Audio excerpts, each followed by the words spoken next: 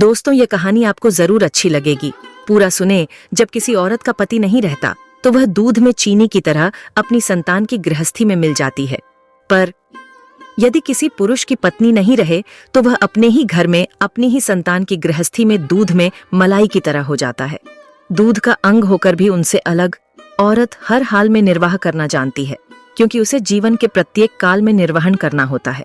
उसे यह उम्मीद होती है कि उन्हें बच्चों को मेरी आवश्यकता है, और सच तो यह भी है कि उसे भी उनकी जरूरत है। हम माता पिता अपने बच्चों को बचपन में जितना सपोर्ट और प्रेम करते हैं, उसी अनुपात में वो बुढ़ापे में लौटाते हैं। क्यों गई थी इतना खर्चा करके जब दादी को साथ लाना ही नहीं था? शाक्ड थी अनुपमा। वह तो सास की सेवा के लिए ही आई थी, अपने बच्चों और घर को छोड़कर। सास की अपने साथ ले जाना भी चाहती थी, पर ना सास की उम्र थी सफर करने की और ना अनुपमा की उम्र और स्थिति थी उन्हें साथ रखने की। जब उसके पति की मृत्यु के बाद उनकी पेंशन से घर परिवार का ही गुजारा बहुत मुश्किल से चलता था। उस पर सास की बीमारी में एक शहर से दूसरे शहर आना जाना और उनकी तीमारदारी का खर्च, और अब बड़ी विवाहिता बेटी का कहना कि दादी को लेते आओ। और भी लोग तो हैं, जेठ, देवर और ननद।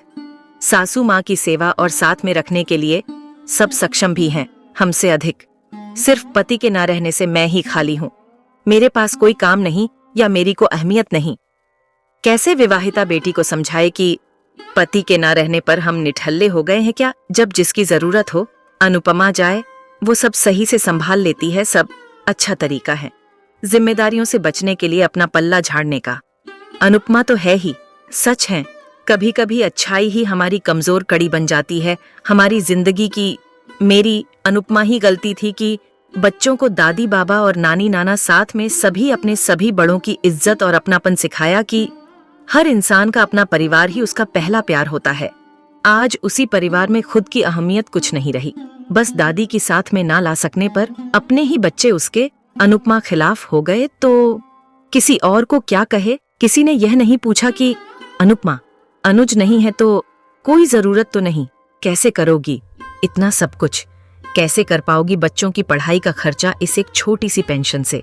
कहते हैं हर व्यक्ति का अपना कमाया पल होता है। आज वही एक पल अपने लिए जीना चाहा तो सभी खिलाफ हो गए। अरे तुम्हें क्या जरूरी काम है? कौन सा तुम्हें पति बच्चों को टिफिन बनाना है? क्या तुम एक बूढ़ी माँ, सास, नानी, दादी की सेवा नहीं कर सकती? अरे 60 के ऊपर की उम्र हो गई है हमारी। हमारा भी अपना एक ग्रुप है जिसमें भजन कीर्तन, किटी पार्टी, एनजीओ, जहां वह गरीब बच्चों को मुफ्त में शिक्षित करती।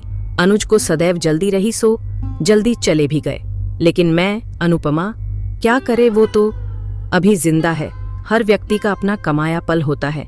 अब तो कुछ पल हो जो सिर्फ मेरा अनुपमा का हूँ। अपने लिए कुछ पल क्या मांग लिए, सब मेरे खिलाफ हो गए।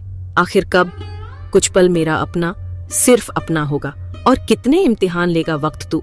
जिंदगी मेरी है फिर मर्जी तेरी क्यों? आज वक्त से खिलाफत की बू आने लगी है। दोस्तों, अगली कहानी के लिए हमारे चैनल को सब्सक्राइब कर ले, ब्लैक एंड घंटी को जरूर दबा दे। धन्यवाद। जय हिंद, वंदे मातरम।